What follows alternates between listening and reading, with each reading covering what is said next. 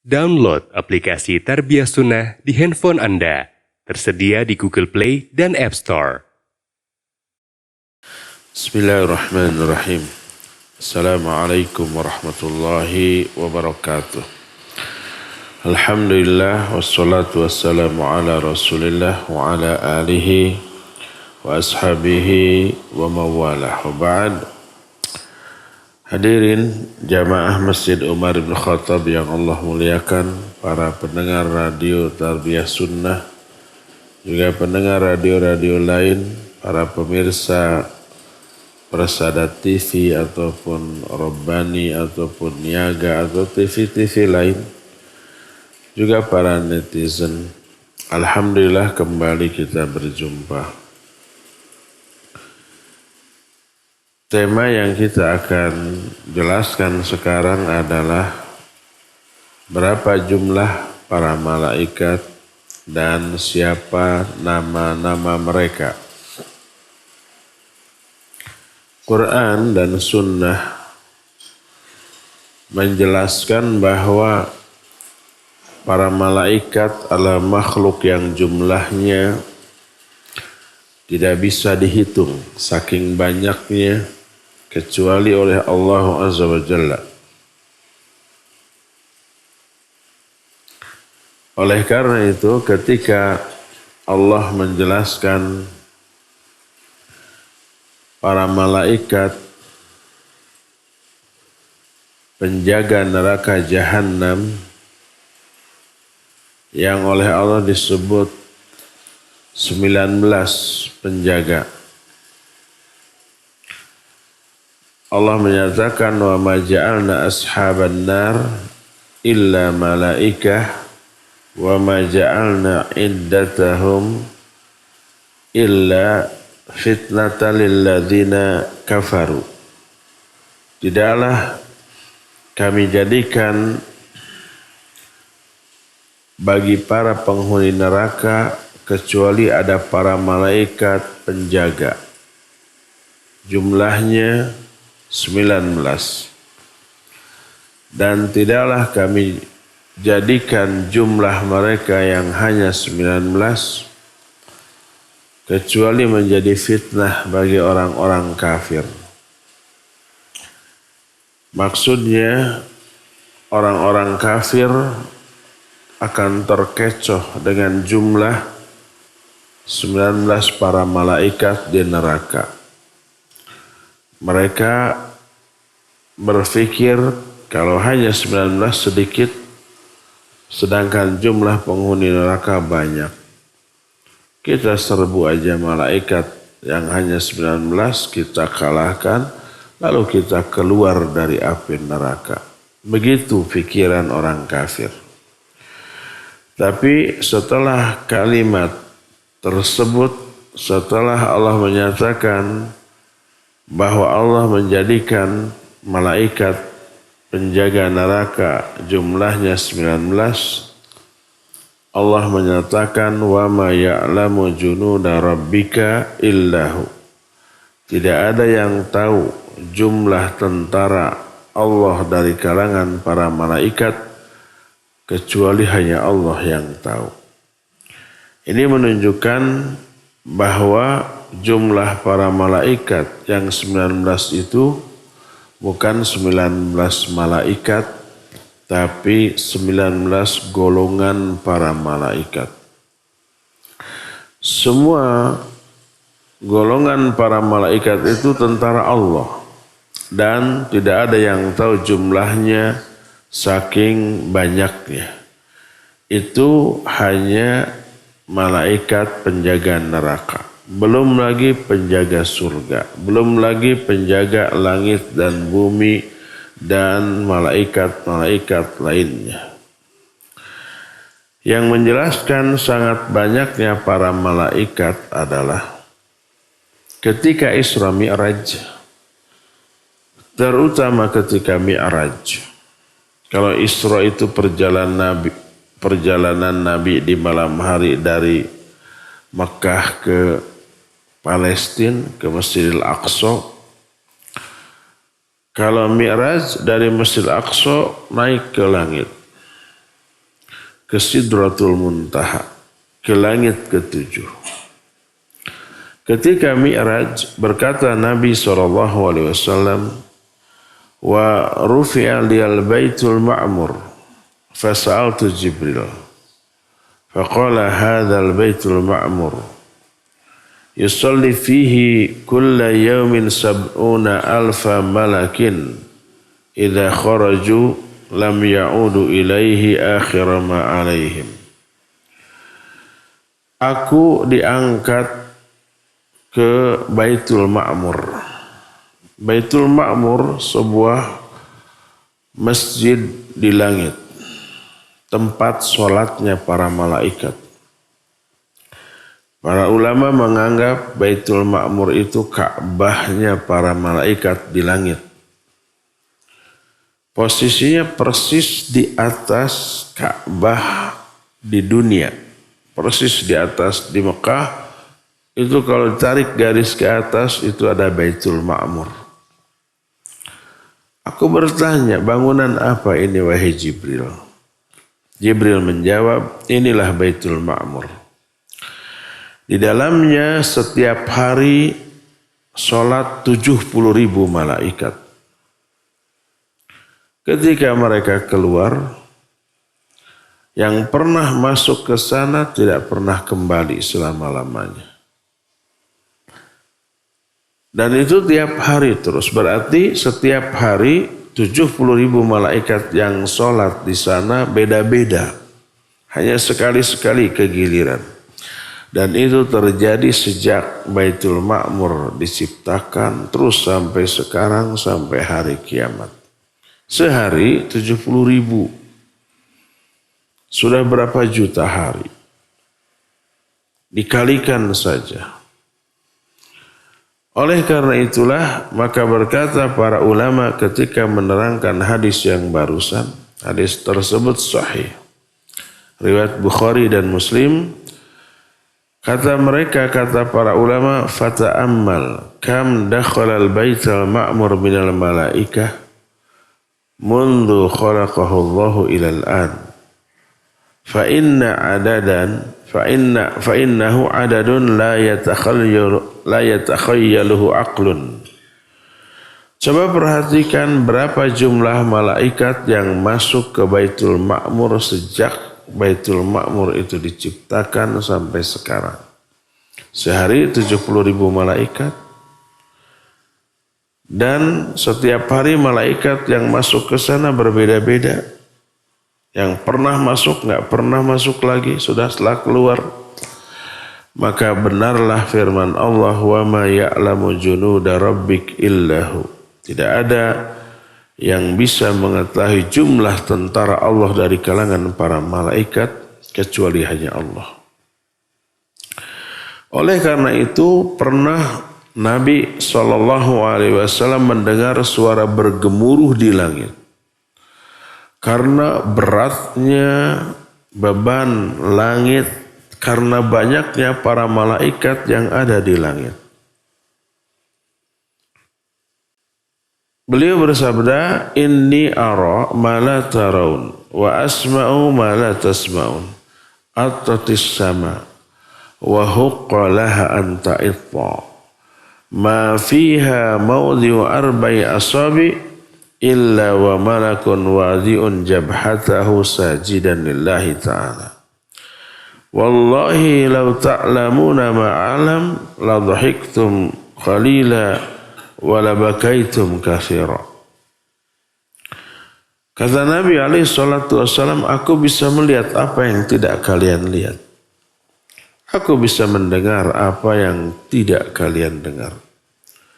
Langit bergemuruh. Dan sudah selayaknya dia bergemuruh.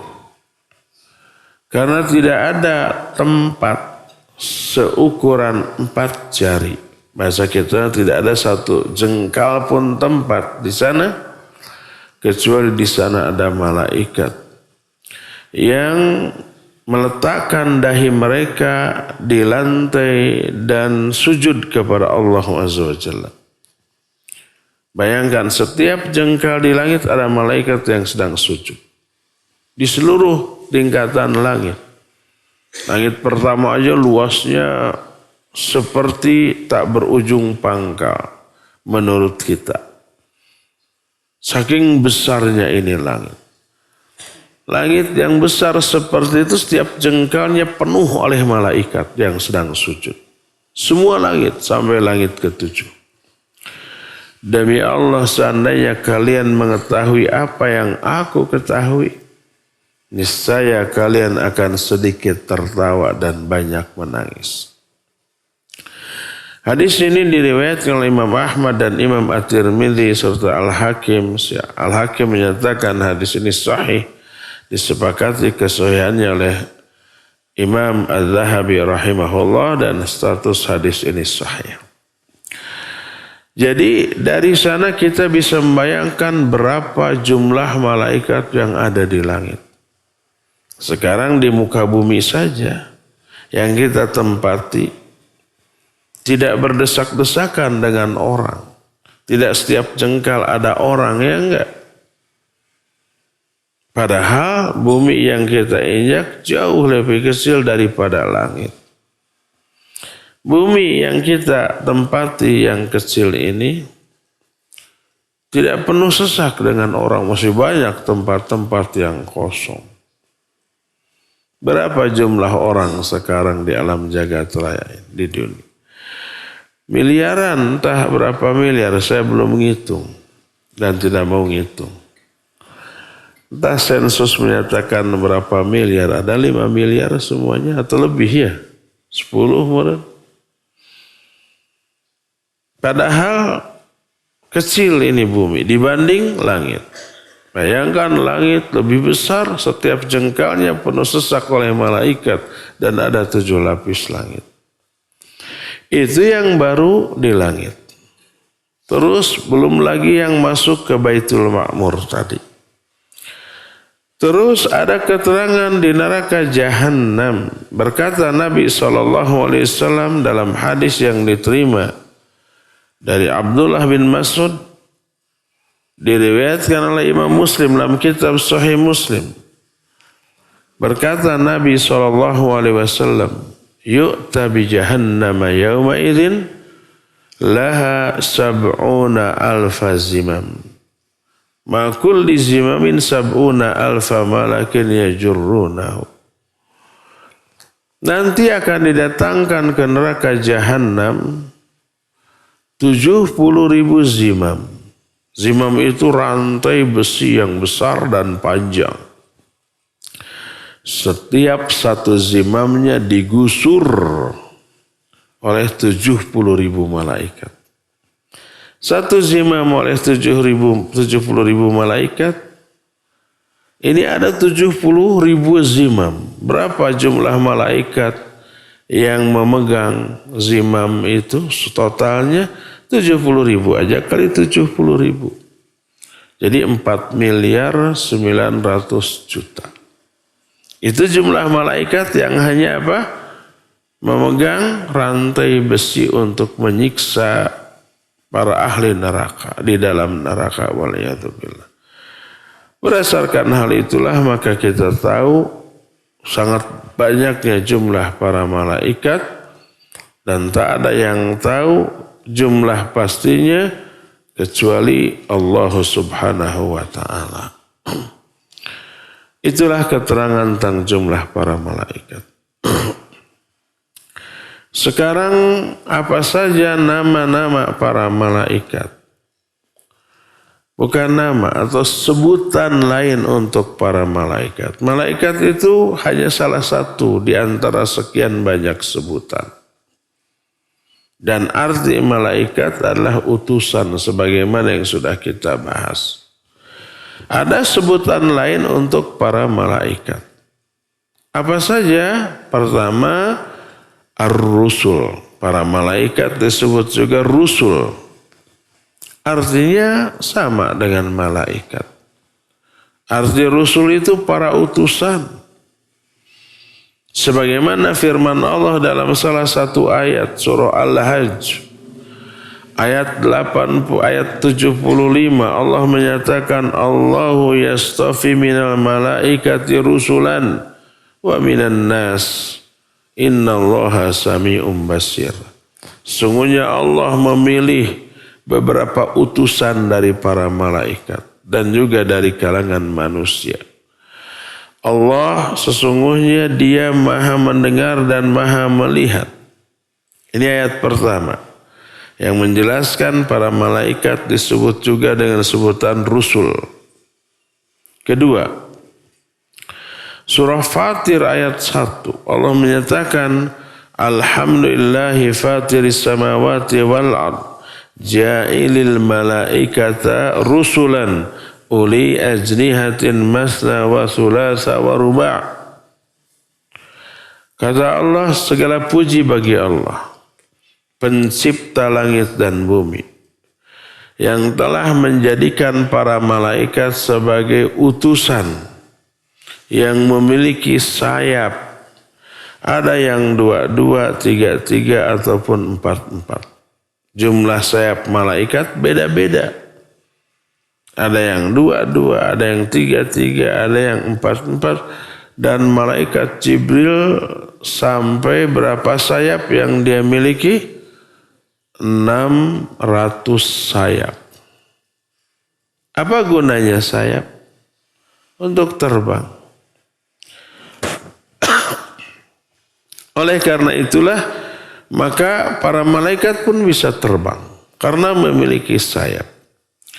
Nah, dalam ayat ini Allah menyatakan ja'ilil malaikati rusulan. Allah telah menjadikan para malaikat sebagai para utusan. Oleh karena itu ketika datang tamu kepada Nabi Ibrahim, tamunya ini berupa orang.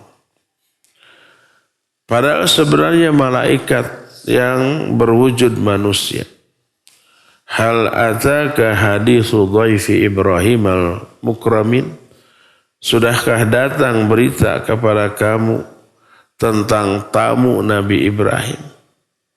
Ada tamu tidak dikenal, ngasih salam, dijawab salamnya, disuguhi apa? Anak sapi guling. Anak sapi disembelih, diolah, dibakar, disuguhkan ke tamu yang tidak dikenal. Dermawannya Nabi Ibrahim begitu tuh. Tamu itu pasti dari jauh, dari zaman baheula mah jarang orang. Pasti dari jauh. Pasti lapar, haus, lelah. Disuguhi makanan sangat enak, pasti lahap. Kita aja ngebayangkannya tuh.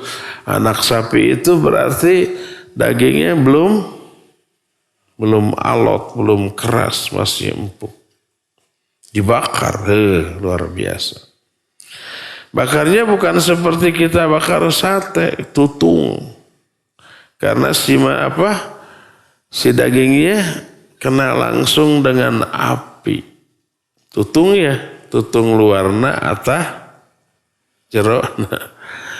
Orang sana tidak begitu. Nanti kita praktekkan di sini bagaimana cara bakar kambing. Tidak tutung, tidak gosong, mateng sampai ke dalam-dalamnya, sampai tulangnya dicabut tuh nggak bolonyon, lepas saking empuknya itu. Disuguhkan kepada tamu. Mereka tidak mau menyentuh. Karena apa? Karena mereka para malaikat yang menjelma menjadi orang, dan malaikat gak butuh makanan, gak butuh minuman, gak butuh apa yang dibutuhkan oleh manusia.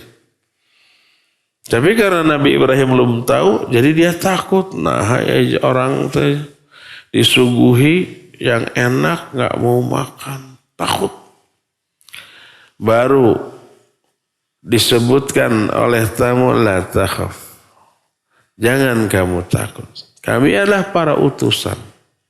Para utusan Allah yang datang kepadamu. untuk menyampaikan bahwa kamu akan punya anak. Karena Nabi Ibrahim sudah sepuh, sudah tua, terus istrinya juga begitu, gak punya anak, tapi berdoa terus. Baru diijabah. Kamu akan punya, wa basyaruhu bi ghulamin alim. Para tamu ini, para malaikat ini memberikan kabar gembira dengan akan lahirnya seorang anak. Baru senang.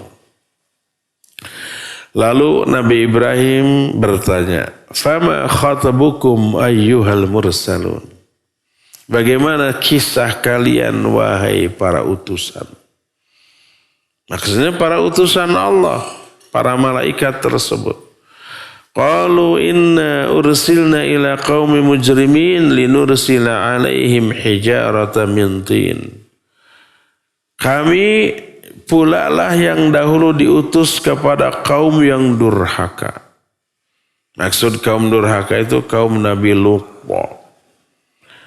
Para penganut LGBT.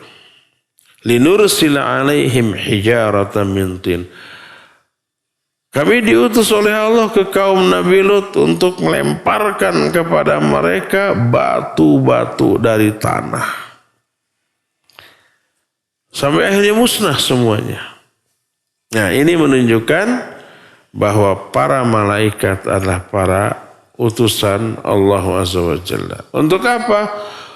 Untuk menyampaikan wahyu kepada manusia, kepada para nabi, melalui para nabi, untuk menyampaikan berita ini, berita itu, termasuk untuk mengazab orang-orang durhaka. Inilah sebutan pertama bagi para malaikat, para utusan.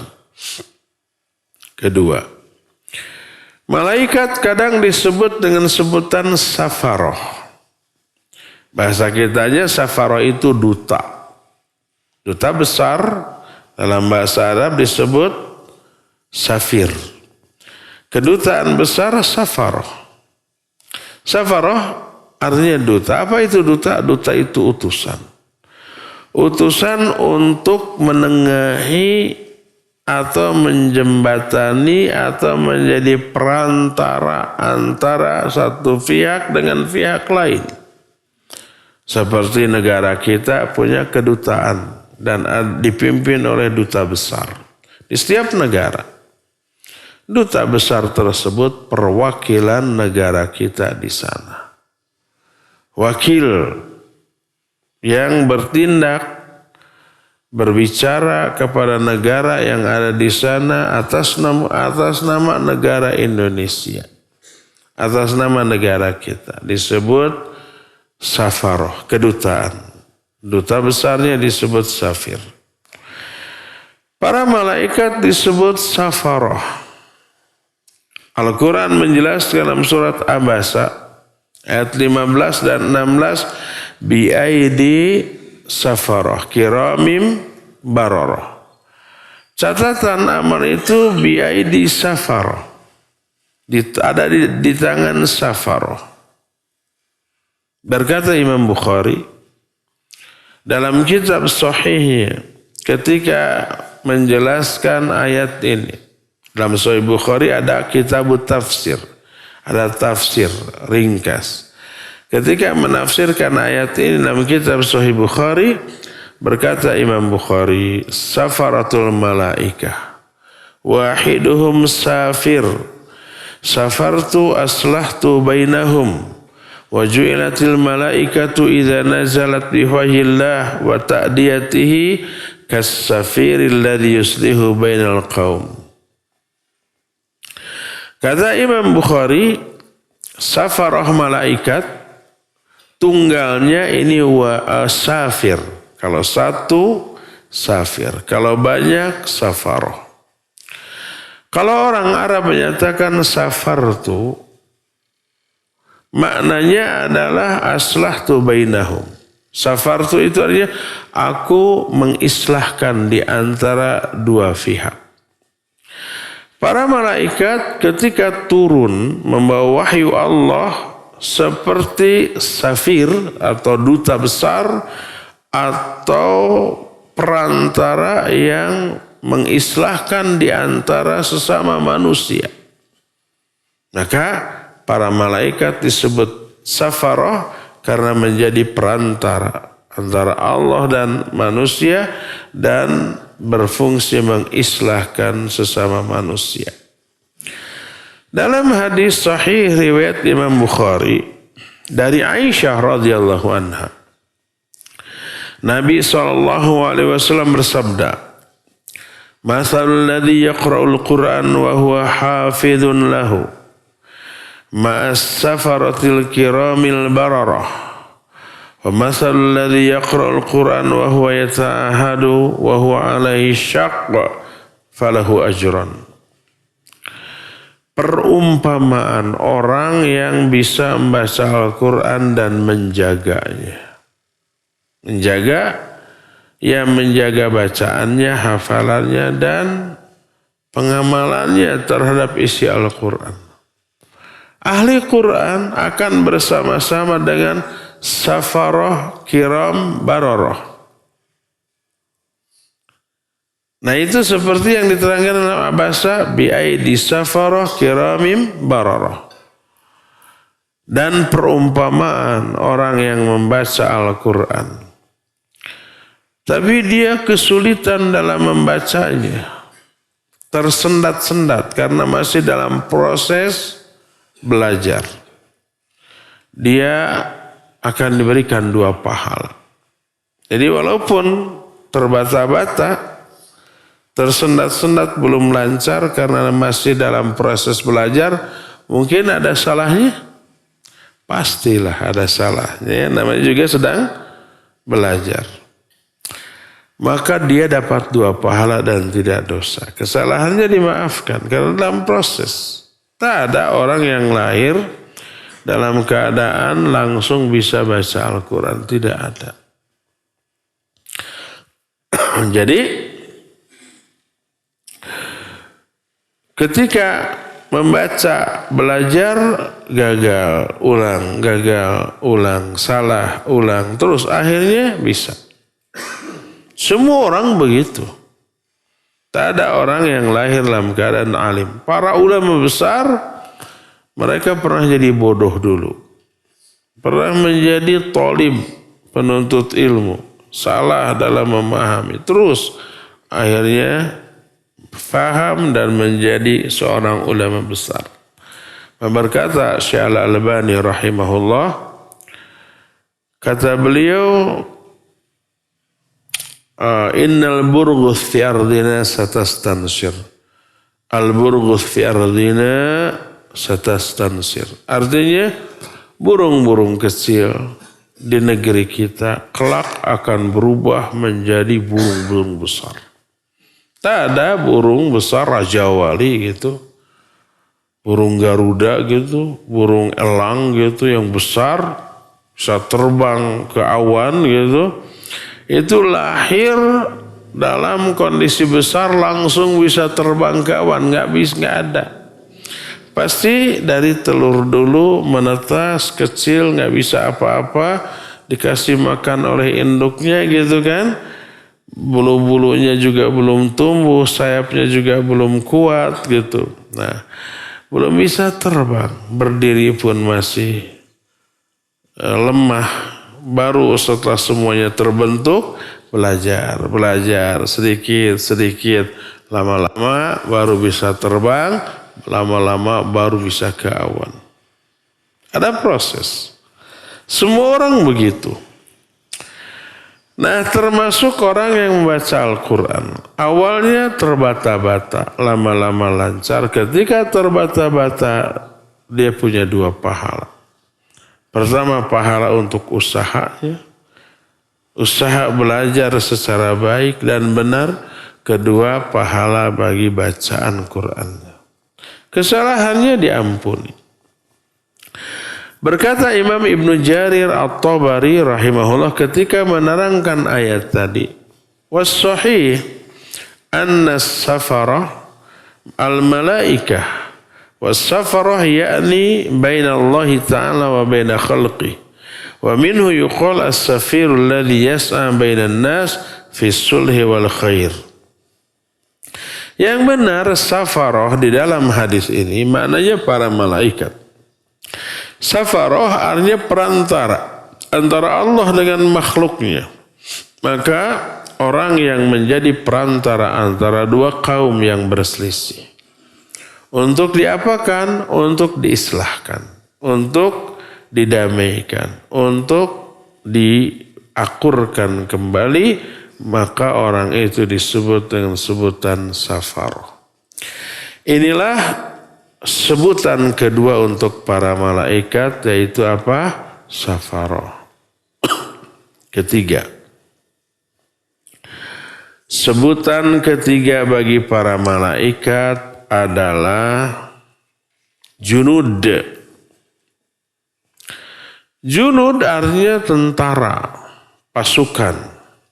Junud jamaknya. Kalau mufradnya jundun. Jundullah tentara Allah. Di antara nama atau sebutan para malaikat adalah junud. Disebutkan oleh Allah dalam banyak ayat. Di antara surah At-Taubah 26 Allah menyatakan, "Tsumma anzalallahu sakinatahu ala rasulihi wa 'alal mu'minin wa anzala junudan lam tarawha wa 'adzabal ladzina kafaru wa dzalika jazaa'ul kafirin." Kemudian Allah menurunkan ketenangan kepada para malaikat dan orang-orang mukmin. Dan Allah menurunkan junud yang tidak kalian lihat. Dan mengazab orang-orang kafir. Dan itulah balasan bagi orang kafir.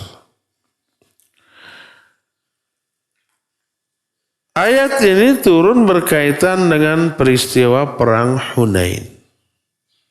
Dan Hunain itu disebut demikian karena terjadi di sebuah lembah namanya Hunain. Ketika Mekah sudah ditaklukkan. Lalu Nabi dan para sahabat setelah membenahi kota Mekah, mereka pulang ke Madinah. Membawa rombongan 12.000 orang. Karena para penduduk Mekah yang baru masuk Islam itu ikut hijrah. Padahal tidak lagi wajib hijrah karena Mekah sekarang sudah menjadi kota yang Islam. Tidak lagi dikuasai oleh orang-orang kafir. Semuanya masuk Islam. Nah, pulang ikut mereka kepada Nabi SAW. Tidak semua, kalau semua mah itu kosong. Banyak yang ikut. Banyak yang tetap tinggal di Mekah.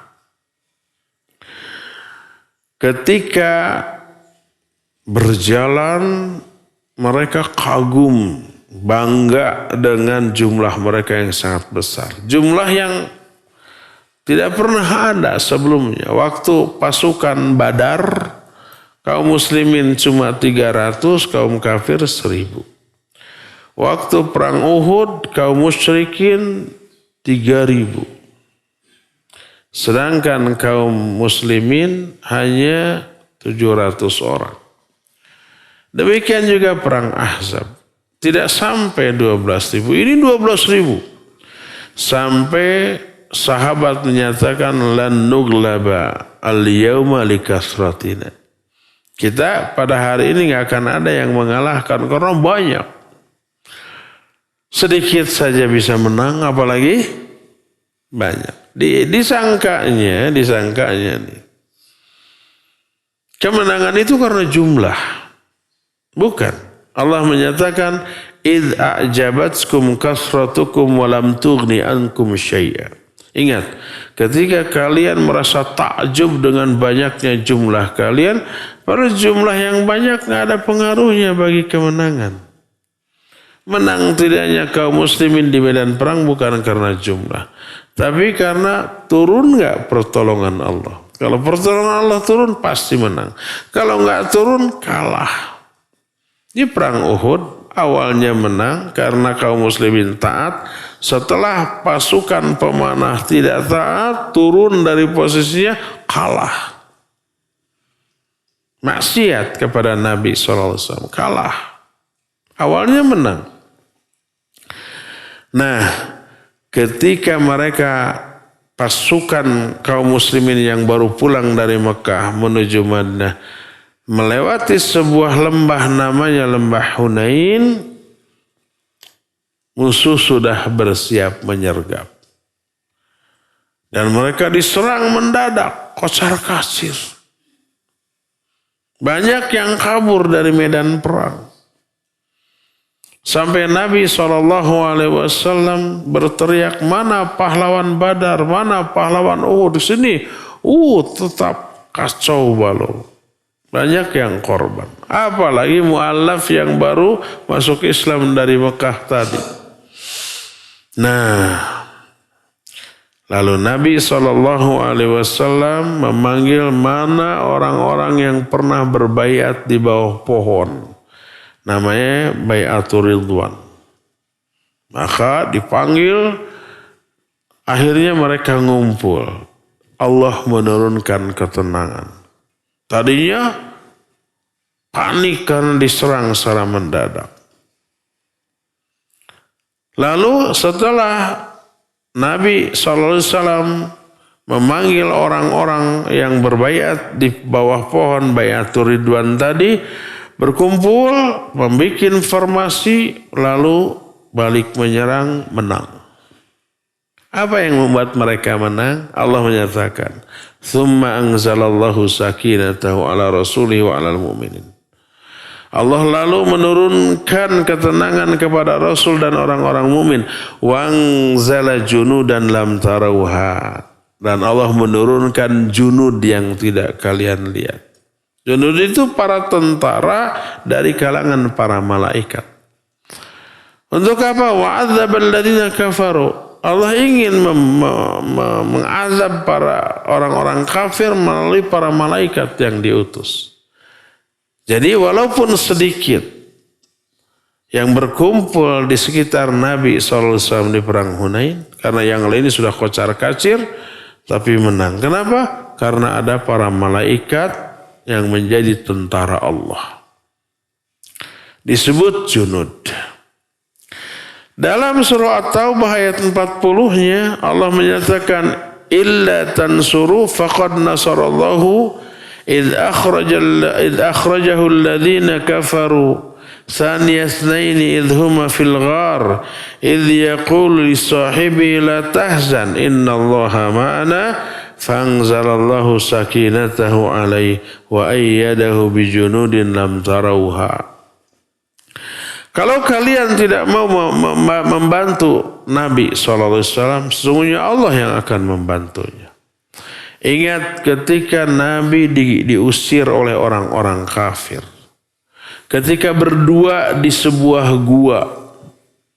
Jadi ketika Nabi mau hijrah, dihalang-halangi, mau dibunuh, mau disergap. Malam-malam Nabi dan Abu Bakar pergi untuk hijrah, tapi tidak langsung ke Madinah, tapi berlawanan arah dengan arah ke Madinah. Naik ke sebuah bukit, namanya Bukit Thur. Di Bukit Thur ada gua, namanya Gua Thur. Sembunyi di sana. Kisahnya sangat panjang dan menarik luar biasa, tapi kita ringkas. Nah, orang kafir mencari ke seluruh pelosok kota Mekah, tidak didapat. Sampai mereka juga mencari ke Bukit Thur. Dan ada gua di sana. Mereka melihat ke dalam gua, enggak ada orang, lalu pergi lagi. Dan itu kisah yang benar. Adapun kisah yang sering kita dengar bahwa di mulut gua tiba-tiba ada sarang laba-laba, sarang burung merpati yang bertelur, itu tidak benar. Yang benar enggak ada sarang itu. Sebagaimana diceritakan dalam beberapa riwayat yang dikutip oleh Syekh Safi Rahman Mubarakfur dalam kitab Ar-Rahiqul Makhtum. Jadi orang kafir melihat dari mulut gua ke dalam enggak ada apa-apa. Lalu di mana Nabi dan Abu Bakar? Ada di bawah. Jadi pintu gua dari luar kalau mau masuk ke gua itu ngegejrik ke bawah, loncat. Tidak rata. Nah, Nabi dan Abu Bakar bersembunyi di bawah. Orang kafir melihat ke dalam. Kosong, nggak ada. Balik lagi. Mereka tidak turun karena takut. Takut apa? Takut di sana banyak lubang-lubang ular, ya, binatang-binatang berbisa. Jadi nggak mau, cukup dilihat dari luar, nggak ada orang, nggak ada apa-apa, kosong. Makanya Abu Bakar menyatakan, seandainya mereka melihat ke bawah kaki mereka, niscaya mereka bakal melihat kami. Tapi alhamdulillah Allah tidak membuat mereka tungkul, nunduk, nggak lihat ke depan, ke dalam, nggak ada orang. Para Nabi dan Abu Bakar ada di bawah. Allah abadikan di dalam Al-Quran peristiwa ini. Kata Allah, idhuma fil ghar, ketika kedua-duanya ada di gua. Idh yaqulu li sahibi la tahzan innallaha ma'ana, ketika Nabi berkata kepada Abu Bakar, jangan sedih, Allah bersama kita. Lalu orang kafir itu pergi lagi. Tapi ada satu peristiwa yang tidak disadari, fa'anzalallahu sakinatahu alaihi wa ayyadahu bijunudin lam taruha. Allah turunkan ketenangan jiwa kepada Nabi SAW dan menguatkannya dengan tentara-tentara Allah di kalangan para malaikat yang tidak kalian lihat. Jadi untuk berjaga-jaga, malaikat ada di sana, tapi tidak kelihatan. Untuk melindungi Nabi dan Abu Bakar. Andai orang kafir ini melihat. Kalau melihat, bahaya kan, bakal diserbu kan. Tapi alhamdulillah tidak melihat. Seandainya melihat, sana siap malaikat melindungi Nabi alaihissalam. Dan malaikatnya bukan sipil, tapi tentara. Maka disebut dengan sebutan junud. Kan di kalangan manusia juga tidak semua manusia bisa berperang ya. Kita bisa perang? Bisa kan, karek salengkah dua lengkah sudah kena. Karena tidak terlatih. Kita bukan tentara. Tapi coba TNI disuruh perang. Apalagi Kopassus, kemampuannya luar biasa. Tidak perlu sepasukan, cukup 1-2 orang bisa mengacaukan satu negara itu. Nah, karena itulah malaikat juga disebut dengan sebutan junud ya. Inilah sebutan yang ketiga bagi malaikat. Yang pertama rusul, yang kedua safaroh, ketiga junud. Keempat, kelima, dan seterusnya kita akan teruskan di hari Senin yang akan datang. Sekarang cukup sampai di sini dan kita buka sesi tanya jawab. Yang pertama dari jamaah laki-laki dulu. Mangga, ada pertanyaan? Pak Husen. Mau bertanya Ustaz. Ini kalau sholat ini saya susah benar husunya. Susah apa? Susah husu Ustaz. Susah husami. Banyak dilihat gitu. Kalau sedang ini ada aja kan, kalau orang lagi sholat itu setannya banyak sekali. Jadi kadang-kadang kita lagi sholat ada aja yang dilihat, entah apa gimana gitu, mata ke kanan ke kiri itu kadang-kadang suka terlihat aja orang itu. Jadi bagaimana, boleh nggak kalau merem matanya Ustaz supaya bisa khusyuk itu Ustaz? Merem khusyuk tuh. Iya, cukup sekian. Assalamualaikum warahmatullahi wabarakatuh. Waalaikumsalam. Iya, barakallahu fiik Pak Husen. Ketika sholat banyak yang dilihat atau ulah gular-gilar mata, apa? Ulah luak-liak. Kemana pandangan mata selama sholat? Ke tempat sujud. Fokus ke sana. Ada orang lewat, ada orang di kiri kanan, jangan dilirik, ini siapa nih? Kalau dilirik, si anu. Nanti pikiran kita terus mengembara, si anu dari mana, kayaknya dari sini. Di sana tuh ada itu, terus gitu. Pertama, mata fokus. Kedua, berusaha untuk sholat di tempat yang tidak ada gangguan. Baik tempat sholatnya seperti sajadah, jangan yang bergambar, polos. Makanya di masjid ini karpetnya polos. Banyak masjid-masjid lain karpetnya bergambar, bermotif. Itu mengganggu enggak? Ya mengganggu konsentrasi kita. Polos aja susah khusyuk, apalagi ada gambarnya. Ya. Kalau toh di masjid umpamanya ada gambarnya, fokuslah ke tempat sujud. Terus boleh nggak merem? Hukum asal sholat tidak boleh merem. Karena Nabi SAW pun tidak merem. Beliau juga melek. Beliau juga membuka matanya.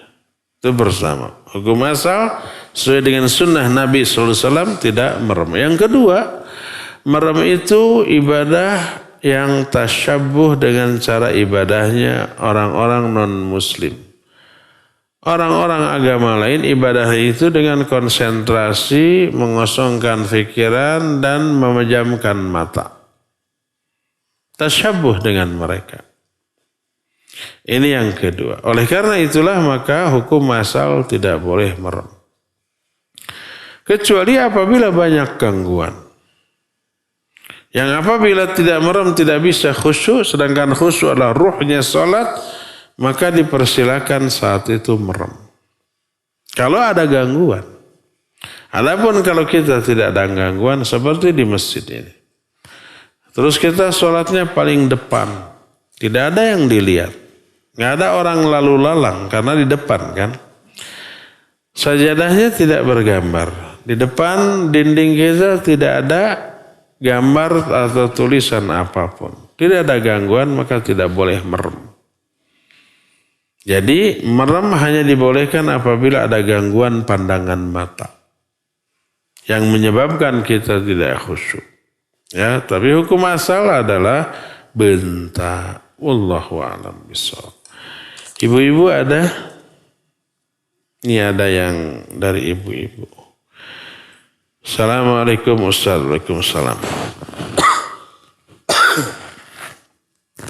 Bagaimana hukum sujud bila anggota sujud terhalangi sesuatu yang bergerak mengikuti gerakannya?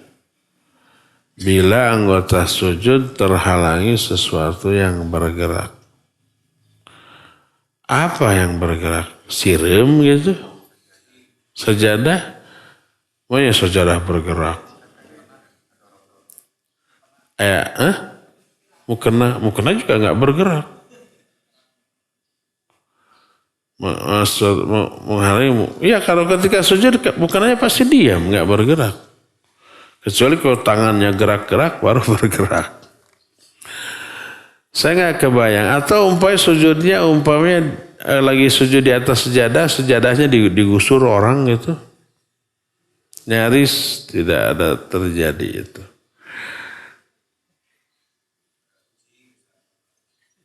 Masa sujud di atas kucing? Pasti disingkirkan dulu. Bagaimana hukum sujud bila anggota sujud terhalang sesuatu yang bergerak? Naon atau bergerak? Ya katakanlah bergerak-gerak apa ya? Mukena kan tidak bergerak. Kan ketika sujud diam. Ketika sujud diam berarti mukenanya diam apa bergerak? Diam juga ketika sujud. Sok, apa maksudnya? Jadi intinya ya anggap sajalah mengikuti gerakannya. Kan gitu. Ketika sujud, apa mukena bergerak? Tidak. Kecuali kitanya yang bergerak-gerak. Jadi sujud dengan terhalang sesuatu. Kalau sesuatu itu alas sujud ya nggak masalah. Seperti sajadah. Seperti tikar. Seperti karpet. Terus bergerak-gerak, banyak karpet bergerak atau.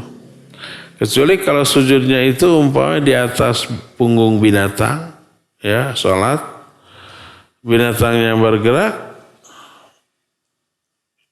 Kitanya nggak ikut bergerak. Cicing. Di pesawat. Ya, saya selalu sholat di pesawat. Dan ada gerakan, iya ada gerakan. Kalau pesawatnya ada turbulensi, ada guncangan, berguncang ya. Tapi si tempat sujudnya tidak bergerak. Pesawatnya aja bergerak. Diam kita. Nggak perlu diikuti gerakannya ya. Wallahu a'lam bishawab. Muzayyin di studio ada pertanyaan? Ada Ustadz. Iya. Assalamualaikum Afat. Sebelumnya Anda bertanya di luar tema. Izin bertanya, apa kiat-kiat agar dapat benar-benar ikhlas menerima semua takdir terbaiknya dari Allah? Adakah doa khusus untuk tetap menjaga keikhlasan? Baik, barakallahu fiik. Ikhlas ketika menerima takdir. Ini mungkin ada yang harus diluruskan dari pertanyaan. Bukan ikhlas. Tapi sabar. Ketika menerima musibah, sabar. Bukan ikhlas. Ketika menerima kesenangan, kebahagiaan, syukur. Bagaimana caranya agar bisa sabar dan senang, gembira dengan musibah yang Allah timpakan kepada kita. Pertama, yakini bahwa itu takdir Allah dan setiap takdir Allah itu pasti baik untuk kita. Lebih banyak keuntungannya daripada kerugiannya.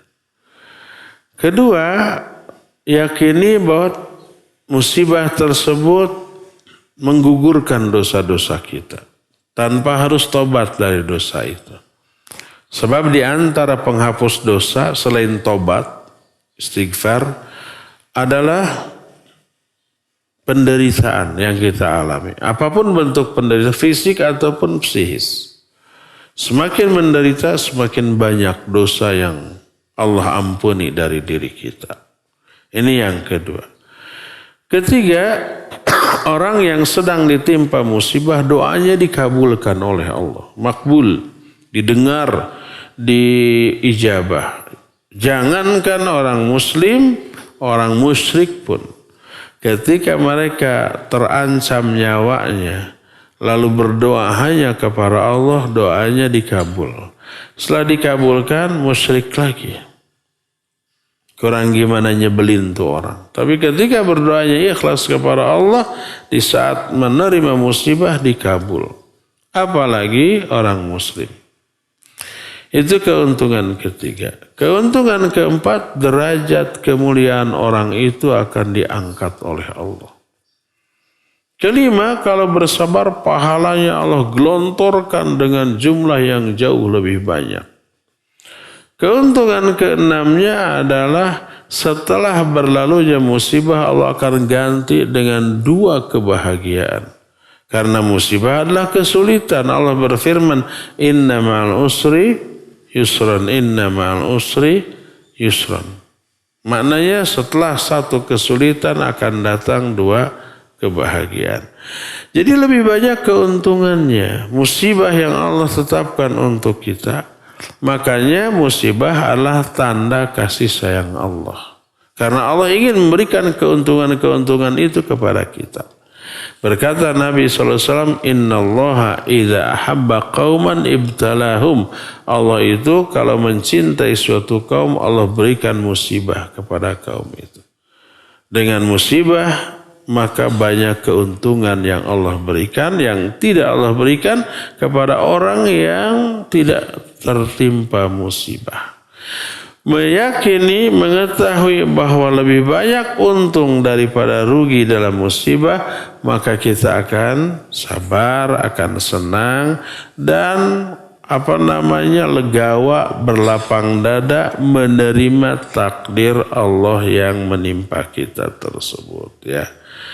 Cukup ya sampai di sini saja, waktunya sudah agak siang. Nanti insya Allah kita lanjut di hari Senin yang akan datang.